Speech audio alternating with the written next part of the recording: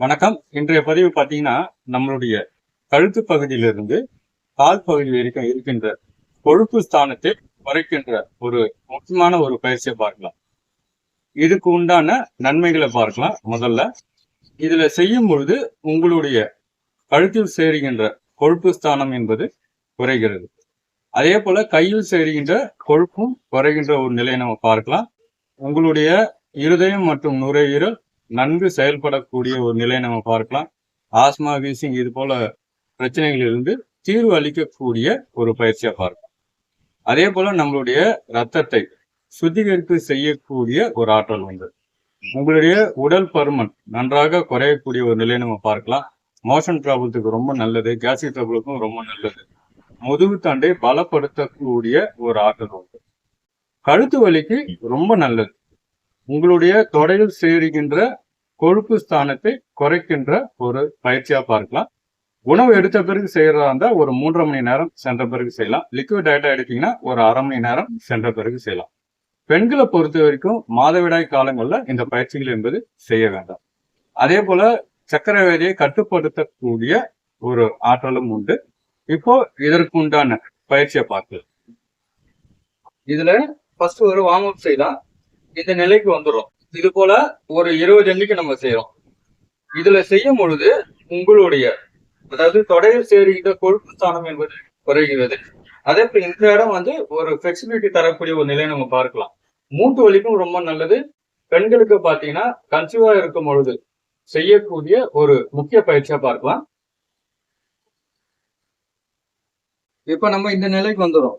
சுகாசன நிலைக்கு வந்துடும். வந்துட்டு பின் ஸ்தானத்துல அப்படியே போறோம்.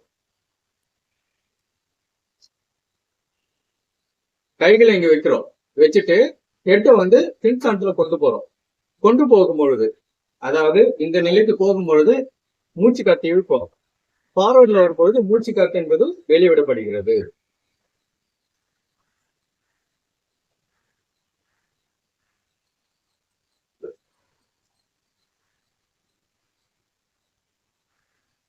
இதுல செய்யும் பொழுது தைராய்டு கிளாண்டுக்கு ரொம்ப நல்லது.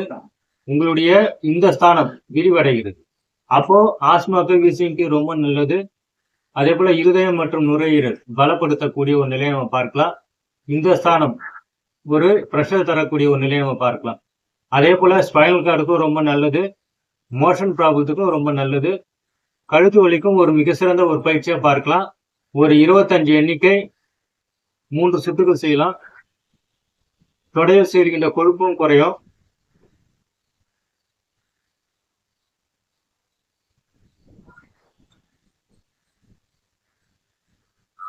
இப்ப இதுவே பாத்தீங்கன்னா நம்ம ஃபர்ஸ்ட் காலை கொண்டு வந்தது பாத்தீங்கன்னா சுகாசனம். இப்போ இந்த நிலை கொண்டு வரும். உங்களுக்கு எது சுலபமா இருக்கோ அந்த நிலையில இருந்து செய்யலாம். இது அர்த்த பத்மாசனம்.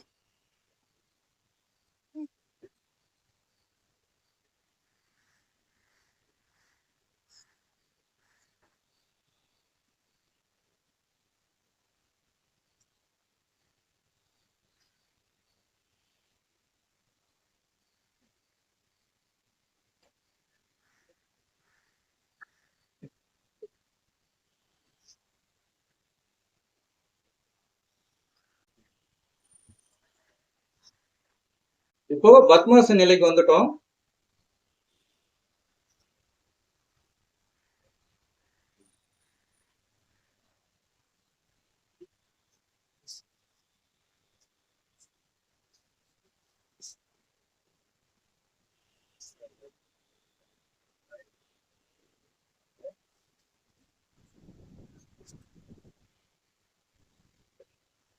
இப்ப பாத்தீங்கன்னா என்னால கால் கொண்டு வர முடியல, இந்த நிலையில செய்யலாம்னா சாதாரணமா இந்த நிலைக்கு வந்துடும். இது பேசிக் மச்சாசனம். இந்த நிலைக்கு வந்துட்டு கையை இங்க வைக்கிறோம்.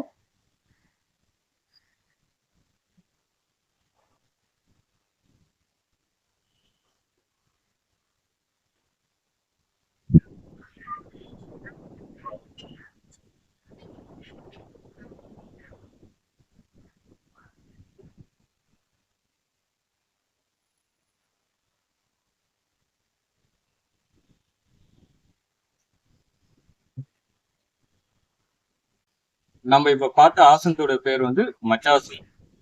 இதுல நம்ம சுகாசன் நிலையில இருந்து செய்தோம். அதே போல அர்த்த பத்மாசனம், பத்மாசனம். 4வது நிலை வந்து சாதாரணமா கால்களை நீட்டிக்கொண்டு செய்யக்கூடிய ஒரு நிலை. உங்களுக்கு எது சுலபமாக இருக்கிறதோ அந்த நிலை என்பது செய்து கொண்டு வரலாம். இதுல மச்சாசனம் பெயர் வர காரணம் என்ன அப்படி பார்க்கும் பொழுது, மீனோட ஒரு நிலையில இருப்பதனால இதற்கு இந்த பெயர்னு பார்க்கலாம்.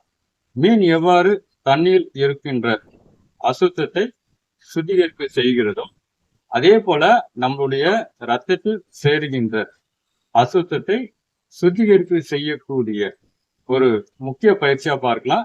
இதன் பெயர் வந்து மச்சாசனம். நம்ம போடக்கூடிய பதிவு உங்களுக்கு பிடிச்சிருந்ததுன்னா நம்முடைய சேனலை சப்ஸ்கிரைப் செய்யுங்க, ஷேர் செய்யுங்க. நன்றி, வணக்கம்.